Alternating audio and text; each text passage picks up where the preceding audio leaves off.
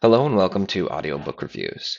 This is what will probably be part one of two parts of a review of the Lightbringer series by Brent Weeks.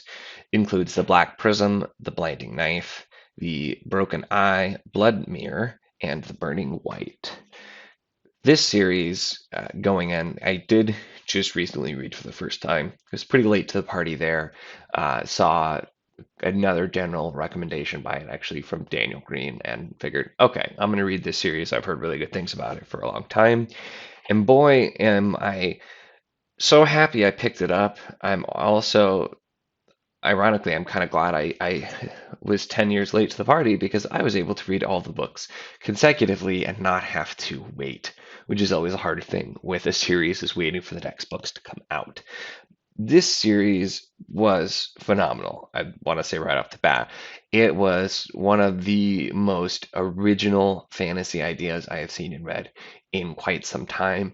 The magic system was fantastic, the characters were great, and the world that Brent Weeks built was just fantastic. Now, since I already know, I'm almost certainly going to go into too long and have to split this up into two videos. I think what I'll try to do is be a little bit more general to start things out and not get into too many spoilers for the first part, and then maybe talk a little bit more afterwards into kind of everything with it in general. So, starting with I'll say it's hard to actually even know where to start. There's so many different things to talk about, but kind of talking about the world in general. One thing that makes this a little bit unique is that it is kind of a gunslinger fantasy. You don't get a ton, and I know there are others, but you don't get a ton of fantasy that is held in a time where they have guns and pirates and this and that. So it's kind of just interesting in general.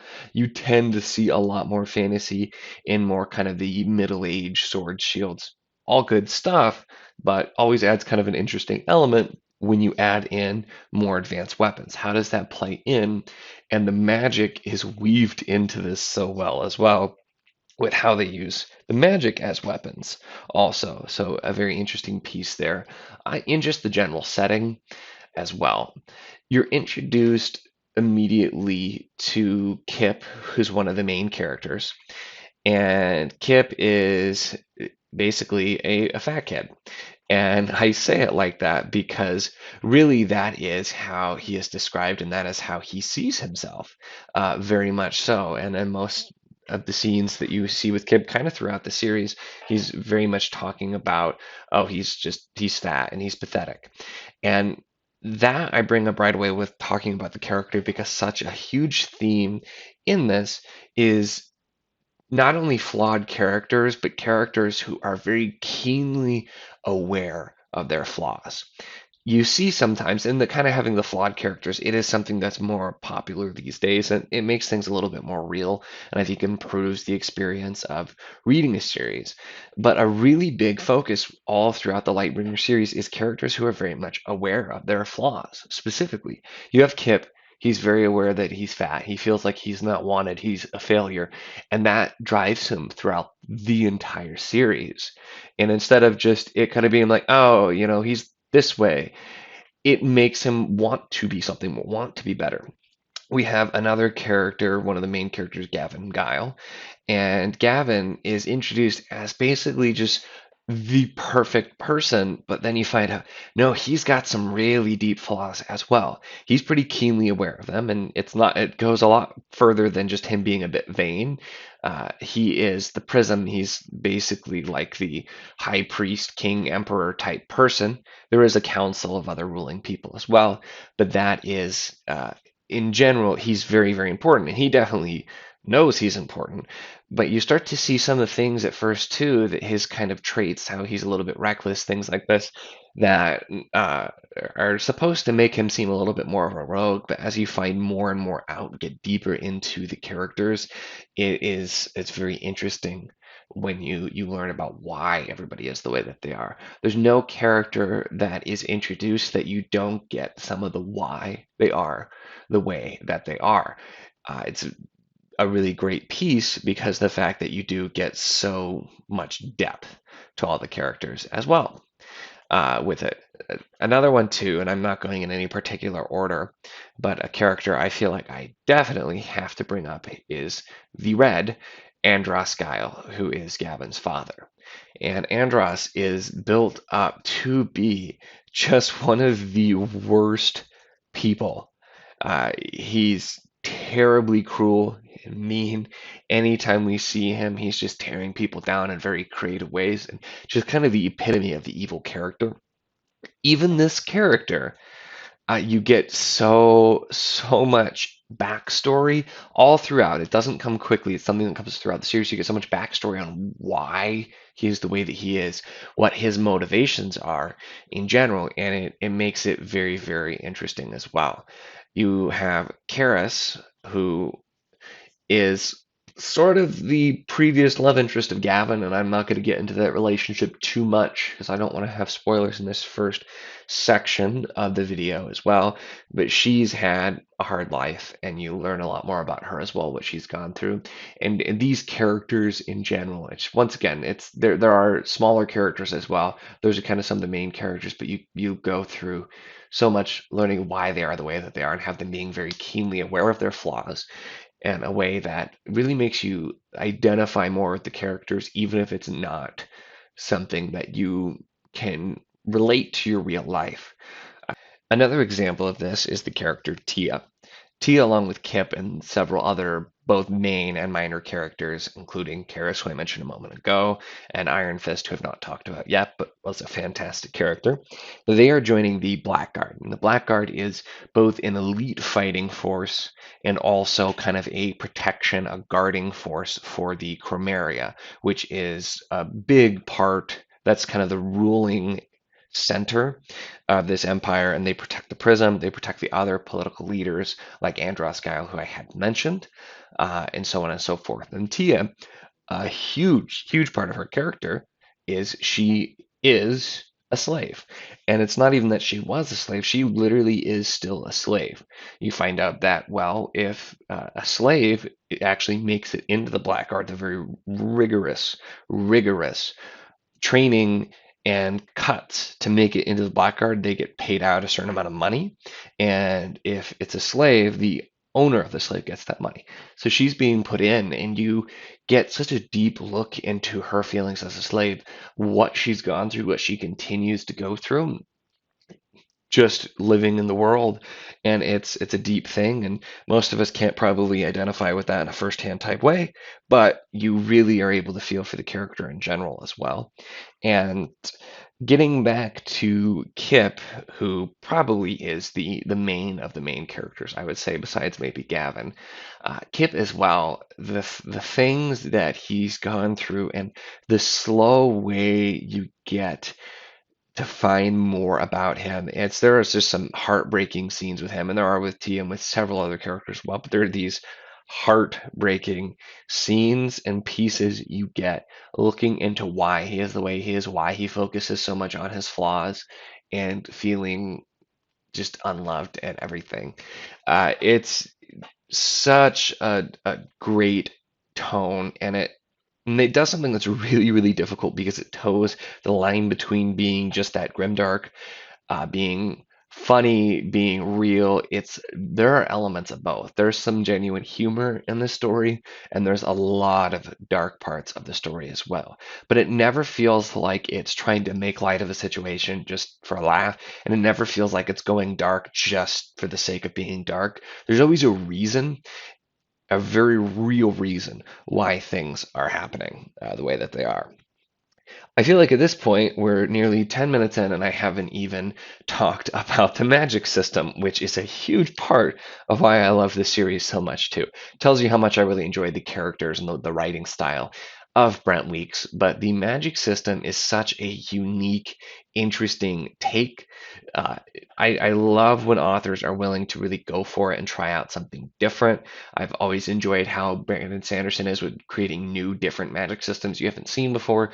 Brent Weeks does not disappoint for a second at all. So the magic system, and it's called the Lightbringer, so it does all have to do with light. It's called chromaturgy and involves harnessing light, basically taking light into your body and then putting it out as something called luxin. There's a different type of luxin and different things that can be done with all the different kinds of light. So you've got kind of the normal ragey biv type rainbow colors, and then you've got some other colors as well that were created for the type of the book as well. But you really get something interesting when literally everything as well has a completely different piece. So it's not only did he create this intricate magic system, but there's some very specific things each thing can do. So you've got the whole spectrum, and the way things are written with everything based on light too, you get a lot of interesting things with the word choice and how it's all set up as well. But you have super violet, blue, green, yellow, orange, red, sub-red, and then the colors that are kind of created, you have peril, and then you have chi, and then there's talk of potentially there being white and black luxin, which is kind of something that you hear very little bit about at the time as well.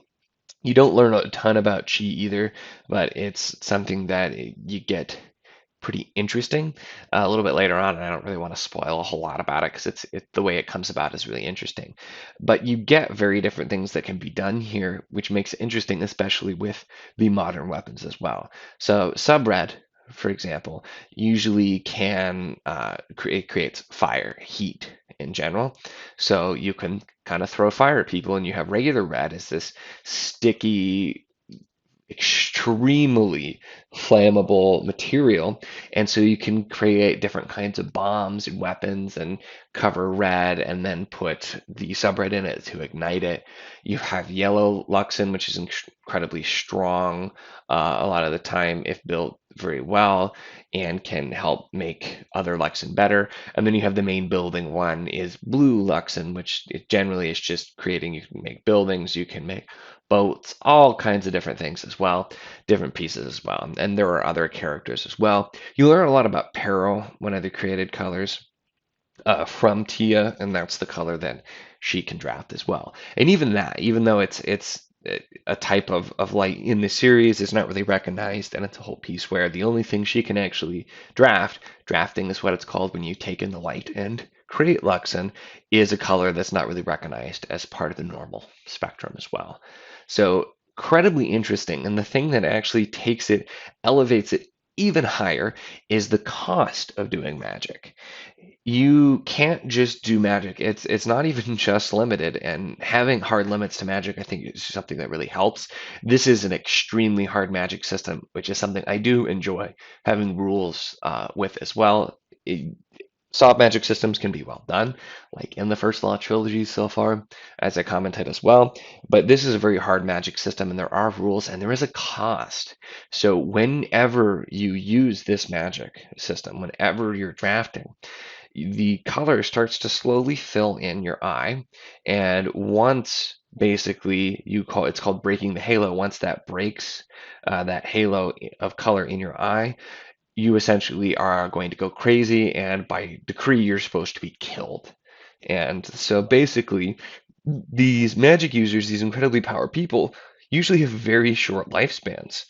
You can have in times of war, as you can see throughout and hear about throughout, very, very young people who are using so much of the magic that they essentially kill themselves. And so having this magic system where there is a lot that you can do, but you also have to know that your life is literally at stake every time you use magic. It's a very interesting piece, and it's not something you normally see, and it's not something Weeks shies away from either. He doesn't just say this and then have it be like, oh, well, it's not going to actually happen to anybody. It happens, and you definitely see it as well. It's something that it's a big theme as well. With you have to constantly know that you could break the halo. Now, we're getting to the point where I'm going to want to wrap up this first section of the video, so I want to talk a little bit about the plot overall. Now, the plot is very intricate, and there's a ton of subplots, so I'm going to keep this a little bit vague for this part of the summary, and then I'll dig in a little bit more into more specific pieces of the plot from each book with some spoilers in part 2 of the video. But The base plot is you have Kip, and he ends up going to the Chromeria.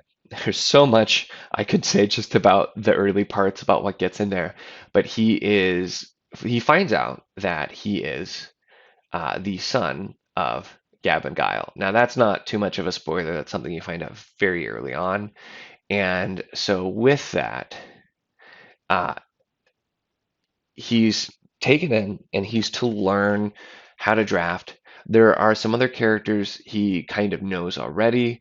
In general, he learns a lot more, and to help train him, since he's woefully out of shape and weak, essentially, he's being put in the Blackguard to join. So that's kind of the base start of it. You quickly see that there are larger plots going on as well. Uh, all leading up to kind of a final battle type thing, but you have a character who is someone who presumably has broken the halo. And you hear a lot about them. They're called whites when you've broken the halo, and they're very dangerous and usually hunted down. But you have someone who is going around and actually picking up armies, trying to take over, trying to stop the Chromeria in general, and directly stop that type thing. Now the name changes a few times. It starts as Lord Omnichrome and it's called later the Color Prince um, in general. But this character who represents essentially everything the opposite of the established order of the Chromeria, and they are coming and they're trying to take over. So there's a lot that leads up there, but there are so many other pieces as well. You get hints throughout of this bigger spiritual battle going on between worlds. There are secret societies of assassins and other people going on through. So there's so much in there going on, but that's kind of the heart of the matter becomes between the order of the Chromeria, all of their rules, versus this force of a character who stands for the exact opposite, wants to go back to the old ways, the old gods, the old religion essentially, and be a power instead of the order that we have now. So there's a ton in there to unpack. Like I said, I'm going to be doing a little bit more unpacking in the next video. With that, I feel like this one has already gone pretty long with me rambling on, so I'll reiterate, just a fantastic series. I highly recommend it. Really to anyone. It's written extremely well. It'll hit you emotionally. It'll keep you interested. It'll make you want to know what's going on, and it will blow your mind with some of the plot twists that are revealed throughout as well. So highly recommend. If you enjoyed this and you want to watch and hear a little bit more spoilers, if you've read the series, or if you're just the kind of person that doesn't mind spoilers, check out the next video coming soon.